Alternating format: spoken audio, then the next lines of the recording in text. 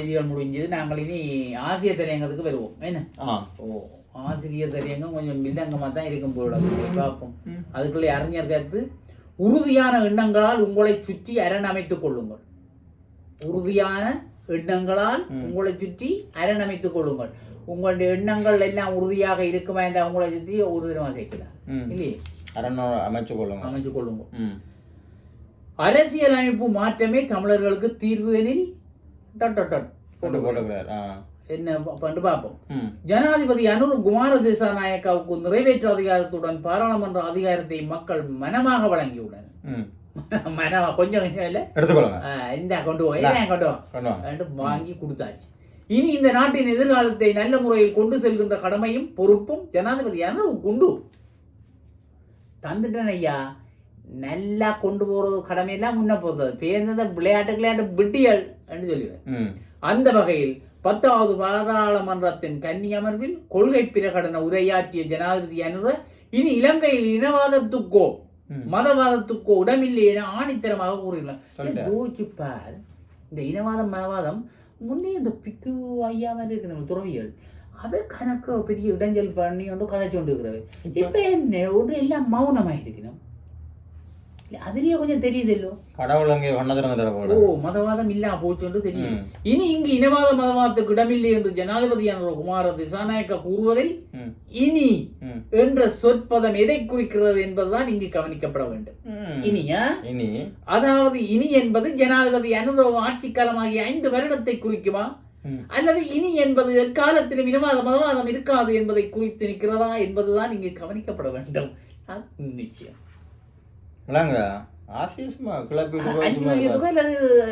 ஒப்பந்தத்துல எழுதி விடுவீங்களோ என்று கேட்கிறேன். கல்வெட்டுல போட்டு விடுறதோ அடுத்தது வந்தா என்னையும் அதன் வேலையா காட்டும். அடுத்து வரும் 5 வருடங்களை மட்டும் ஜனாதிபதி அனுர கூறுவாராக இருந்தால் ஆட்சி மாற்றம் என்பது அற்றமற்றதாக்கி போய்விடும் இல்லையே. ஆக ஜனாதிபதி அனுரகுமார திசாநாயக்கா கூறுகின்ற இனி என்பது எக்காலத்திலும் இலங்கை திருநாட்டில் இனவாதத்துக்கோ மதவாதத்துக்கோ இடமில்லை என்றே பொருள் கொள்ள வேண்டும். அப்படியானால் இனப்பிரச்சனைக்கான தீர்வு என்பது அவசியமாகிறது. இதுக்குள்ளேயே எல்லாத்தையும் செய்து விடுறதை விட்டு ஒரு நிலையைக்கு வந்துடும். பேந்து மாறுனா பேந்து மற்றவங்க வந்து வில்லங்கப்படுத்தாம இருக்கும். இங்கு ஜனாதிபதி அனுர கூறுகின்ற இனவாதம் மதவாதம் என்பது சிங்கள பௌத்தம் என்பதை குறிப்பதாகும். சிங்கள பௌத்தத்தான் குறிப்பது என்பதாகும். அதாவது சிறுபான்மை இனம் என்ற ஒரே காரணத்துக்காக இந்த நாட்டில் காலத்துக்கு காலம் தமிழ் மக்கள் பேரினவாதிகளால் வதைக்கப்பட்டுள்ளனர் இல்லையே. கேட்கறதுக்காக இல்லதானே, கேட்கறதுக்காக இல்லை, நசிச்சு துவைச்செடுத்து துன்பத்தின் துயரத்திலே 100 போச்சு அவங்களே இல்லையே. தமிழர்கள் அனாதைகள். எனவே ஈழத்தமிழ் மக்களை பொறுத்தவரை அவர்களுக்கு வேண்டியதெல்லாம் உரிமையும் சுதந்திரவுமாகும். எனவே இங்கு தமிழ் மக்களின் உரிமை நிலைநாட்டப்பட வேண்டும். இந்த நாட்டில் சிங்கள மக்கள் எவ்வாறு அனைத்து உரிமைகளுடனும் வாழ்கின்றார்களோ அதே போன்று தமிழ் மக்களும் அனைத்து உரிமைகளுடனும் தம்மை தாமே ஆளுகின்ற அதிகாரத்துடனும் வாழ்வதற்கான ஏற்பாடுகள் செய்யப்படுவது அவசியமாகிறது. இதுக்காகத்தான் போராடினாங்க. அதுக்காகத்தான் போராடினா நாங்க பின்ன வில்லங்கது சும்மா முசிப்பாத்திக்கு போய் சுட்டோம் ஒரு காரணம் என்ன சொல்லு நீ உலகத்துக்காகத்தான் உயிர் போனது. அடக்குமுறை வர வர இன்னையும் புரட்சி படிக்கத்தான் பார்க்கும். அடக்குமுறை இல்லாட்டி லூசாங்கள் வீட்டில் ஒரே ஒரு பொம்பளை பிள்ளை போட்டு சுட்டி நீ அவனோட காய்ச்சி கண்டனா நீ அவனோட காய்ச்சி அது போடும் இல்லையே. அழுதோட்டு நிக்கிறது செய்ய தெரியாம செய்து போட்டோம் அப்படி இல்லை. அது ஆரம்பத்துல இருந்து பிரின்சிபா காய்ச்சி பாருங்க ஒரு பிரச்சனையும் பிள்ளை முழுக்க வந்து சொல்லி போடும் விஷயம் வெட்டியா கொண்டு போல. அப்படித்தான் நடுக குட்டி நடுக அதை பற்றி கதைச்சி அடக்குமுறை செய்து கொண்டு இருக்கக்கூடாது.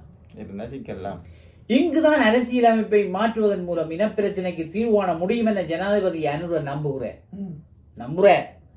அதாவது புதிய அரசியலமைப்பின் மூலம் இந்த நாட்டில் இனவாதத்தை மதவாதத்தை இல்லாதொழிக்க முடியும் என்பது ஜனாதிபதி அனுரவின் நம்பிக்கை.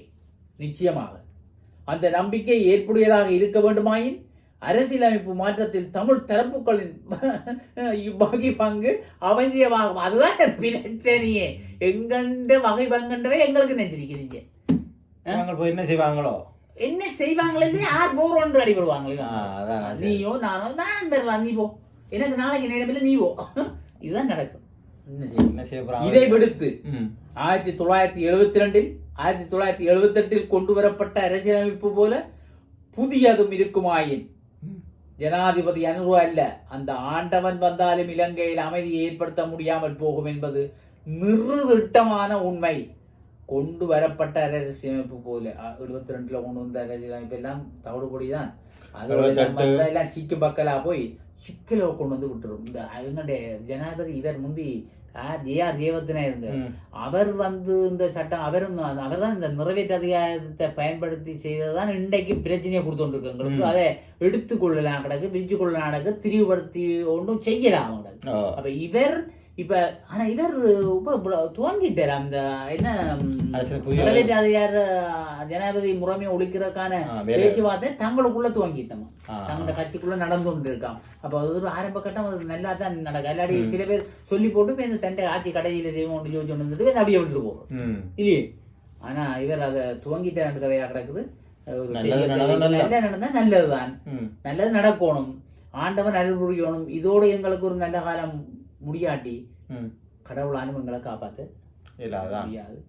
ஆகவே சரியான ஒரு வலைப்படுத்தல நின்று நாங்கள் சரியா முன்னேறி நல்ல நிலையை அடைய வேண்டும் என கூறிக்கொண்டு விடைபெற்றுக் கொள்கிறோம். நன்றி, வணக்கம்.